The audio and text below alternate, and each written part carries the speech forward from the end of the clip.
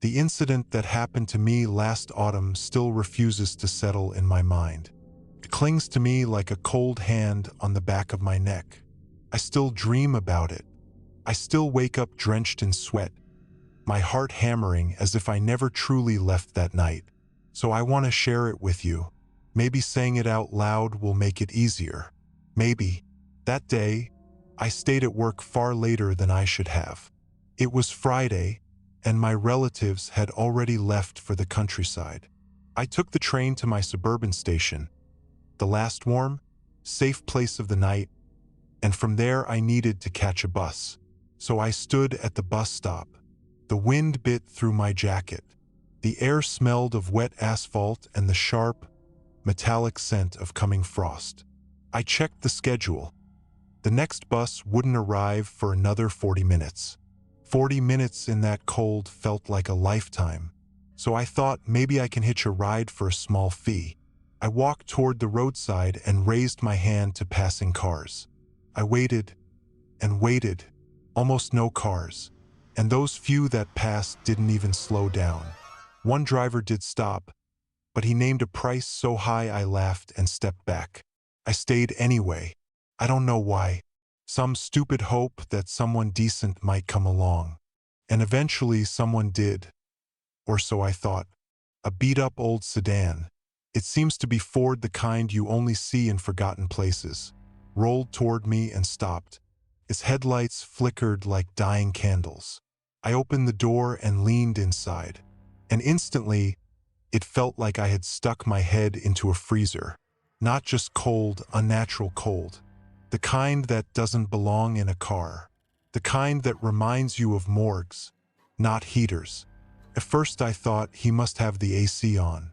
But why? It was freezing outside already. A heater would have made sense. The driver watched me with an odd, expectant smile. He didn't greet me, didn't ask anything. Just patted the front passenger seat with a stiff, pale hand, as if inviting me in. I told him where I needed to go. He tilted his head and said, in a calm, almost cheerful voice, "I won't reach that town by about a mile. You'll walk the rest. If you can. If you can." The way he said it, like a joke only he understood. I frowned. "What do you mean, if I can?" He smiled wider, too wide, as if his cheeks had forgotten where natural limits were. As if he had been waiting for me all night, for reasons I didn't understand and didn't want to. And in that freezing air, with his breath not fogging up at all despite the cold, I suddenly realized I hadn't heard the engine running, not even a hum, just silence, just the cold. And his smile. Maybe he has an electric car? Although, are there really such old electric ones? Then I thought the wind was drowning out the engine noise. The man himself gave me a bad feeling the moment I saw him. There was something wrong about him. Something off in a way my brain couldn't immediately explain. His lips were stretched into a smile that looked less like an expression and more like a puppet's mouth being pulled apart by invisible strings. His face, God, his face looked like wax. Smooth, pale, unmoving. Not a single muscle twitching, as if his skin had forgotten what living flesh was supposed to do. And his eyes, they were the worst, clouded over, like a dead fish left too long on a riverbank. A milky film blurred the irises, making it impossible to tell where he was looking, or if he was looking at all. For a second I thought, he's drunk. Or high. Or sick. I just needed to step away, close the door, and get the hell out. So I tried to retreat, carefully, edging back while pulling the door shut. But he suddenly leaned toward me, jerking his upper body like something with broken joints, and blocked the door with his hand. "Get in," he said. "I won't take money. What are you scared of?" His voice was cheerful, completely at odds with the frozen stiffness of his face. I glanced at his hand holding the door, and my stomach twisted. The fingers weren't moving, not even a tremor. They were stiff, curved in one fixed position, like the molded plastic fingers of a mannequin. He was pressing the door with a hand that behaved like a prop. And then the street lamp above shifted, its beam falling straight across his face, brighter than the weak interior bulb of the car, and everything I had been trying to rationalize vanished. The full picture hit me at once. The dead fish eyes, the waxy, bloodless skin, the matted, greasy hair sticking to his scalp, the unnatural cold, and that smile, that impossible smile. Fear exploded inside me so fast I didn't fight it. I didn't try to be polite. I didn't try to make sense of anything. I just turned and ran. I left the car door half open, sprinted across the gravel shoulder, and bolted toward the bus stop. My breath tore out of me in white clouds. My hands shook so badly I almost slipped. When I reached the stop, I practically dove into the small cluster of people waiting there. It felt like stepping into a crowd of lifeguards after almost drowning. I hid in the middle of them, forced myself to breathe, and only then dared to look back. The car was gone, just gone. No headlights, no engine noise, no taillights fading in the distance. Nothing. I told myself he'd simply driven off. I repeated it like a mantra. He left. Thank God he left. And then embarrassment crept in. Was I really that scared? I began trying to explain it to myself. Maybe he was just drunk. Maybe he cranked the AC because he was overheated from drinking. Maybe he just wanted company for the drive, saw me hitchhiking, and stopped. And I'd bolted like a terrified deer. He probably laughed his ass off after I ran. I didn't hitchhike anymore that night. I stayed with the others and waited for the bus, which arrived a full 30 minutes late, long past its scheduled time. But standing there, surrounded by people, I couldn't shake one thought. If he really was just a drunk guy, why were his fingers frozen like stone? And why hadn't I heard the car's engine even once? As the bus approached my stop, the small village I needed to reach, something on the side of the road caught my eye.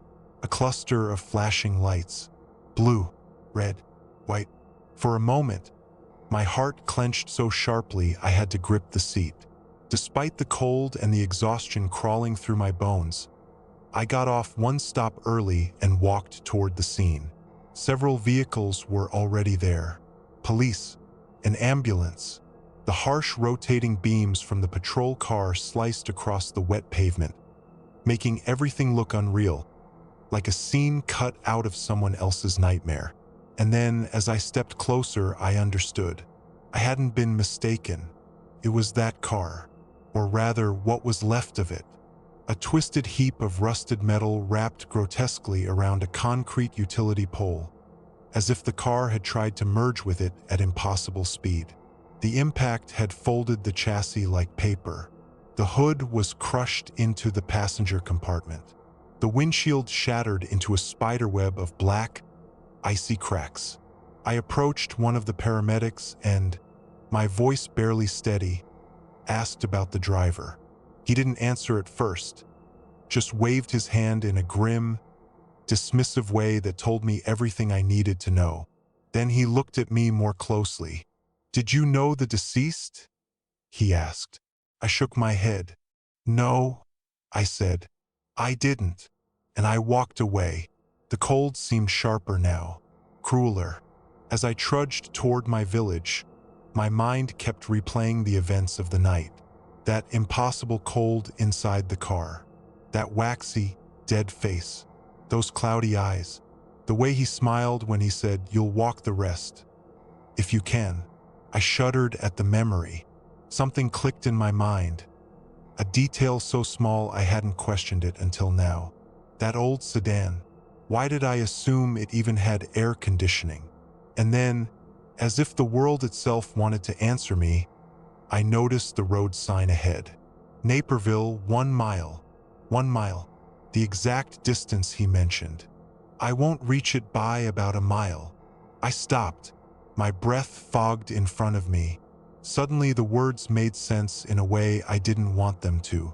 If I had gotten into that car, if I had ignored the cold, the eyes, the unnatural smile. I wouldn't have walked anything, not a single meter. Maybe some buried instinct or tenth sense, had forced my brain to distort what I saw. Maybe it painted horror where there was none, just to frighten me enough to run. Or maybe what I saw was real. The dead eyes, the waxed skin, the freezing air.